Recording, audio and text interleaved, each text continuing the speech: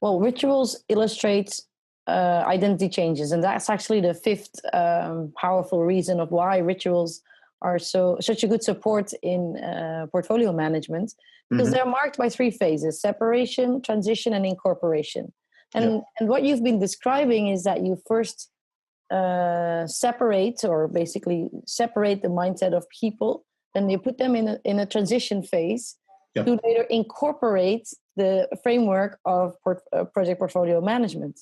Yeah. And that's basically also, you basically give them a new hat, don't you? You give them a new identity. Yeah. Of from working in a, you were saying, a pot that they couldn't cook in, to being chefs, like to cook really well. Absolutely. I think it's the main principle is being a little bit flexible, but applying a discipline. I mean, getting some definitions and measuring what have you achieved, but what will be next, and how to be ready to move forward, because this is a complete learning process during all the project portfolio management implementation lifecycle.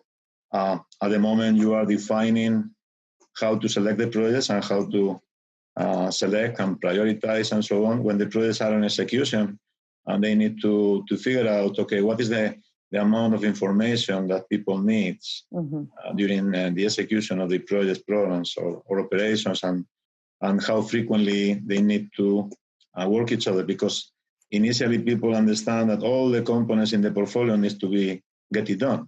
And sometimes, some cases, what happens, perfectly, is that in the middle, you need to eliminate, delete, or stop any of the components, or otherwise you need to add more components because they are regulatory or because the law or because conditions of the government and so on. So it was another challenging part in the second phase of the project, how to get people using the process and the discipline to manage projects in the portfolio, how to not only report, because reporting was the easy part, really working more or less well with the tools and so on, but the discipline about, okay, what would be the checklist in order to incorporate or in order to eliminate a project from the portfolio because the project or the component is not adding value. So it took time.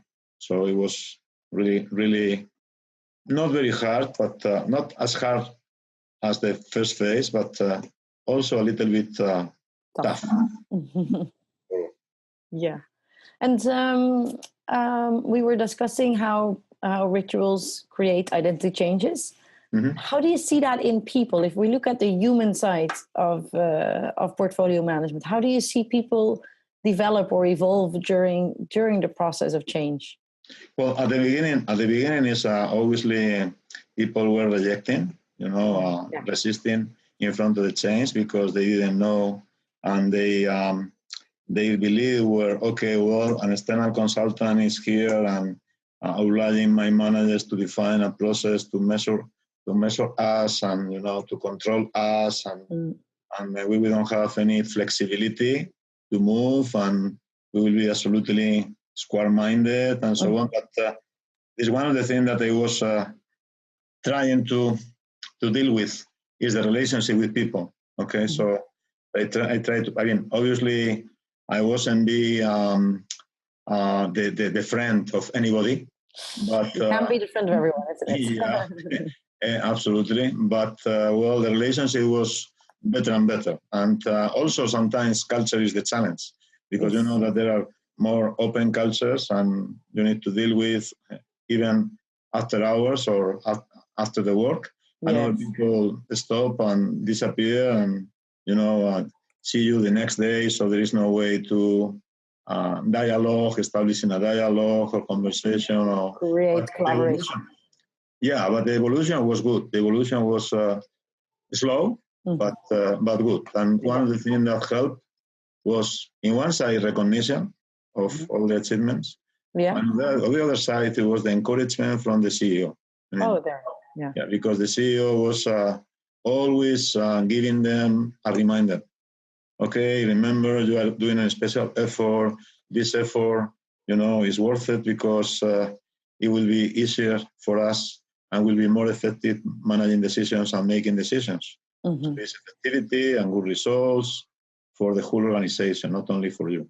Right. So basically, because the CEO was on top of it, that helped a lot. You're saying. Yes. Yes. Yeah, I think it's crucial. I think all the. I mean, I did some research on that about the causes of failure in many implementation projects on portfolio management. And one of the most of them are due to lack of sponsorship. Right. Not the right sponsors. It's not the unique. Obviously, there are many other factors. But it's one of the key factors. And it doesn't have to be the CEO. It can be any sponsor. Of course. Yeah. We were mentioning the CEO because of this example, but exactly. Yeah. Maybe any upper manager, a manager who has enough authority, or who has been empowered with enough authority to run the project. Obviously, the manager is belonging to the board of directors, maybe much better because the visibility is higher.